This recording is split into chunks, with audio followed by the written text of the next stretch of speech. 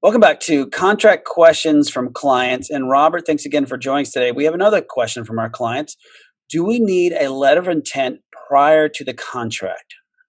So I think this answer kind of depends on what contract you're entering into, but letter of intent is a prearrangement. It's you guys you get down on a piece of paper kind of the key terms of the deal. We see them commonly with leases and mergers and acquisitions.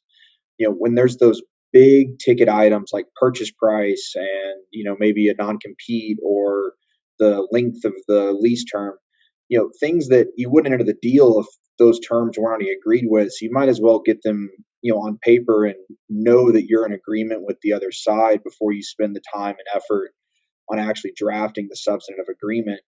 And the other key aspect of it is that like, it can allow you to get confidentiality and exclusivity in place. And it's worth noting that those are probably the only two terms of the letter of intent that will actually be binding. A lot of the other terms, depending on how you write the agreement, typically a letter of intent would not make those binding, but they still serve a great purpose of having a backstop when you're negotiating to be like, no, we agreed on these terms ahead of time.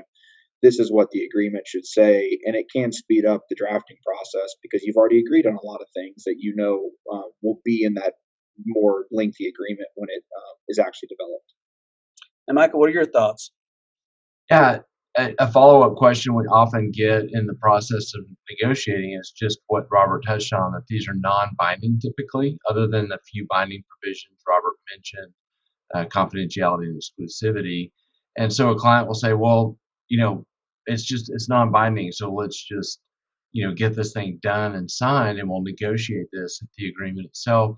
And that's a real trap to fall into because you're setting expectations and you can actually end up blowing the deal up. And so it's better to deal with it in the non-binding letter of intent phase, and it serves a great purpose if both parties kind of perceive that way. It's a much more efficient way to negotiate an agreement.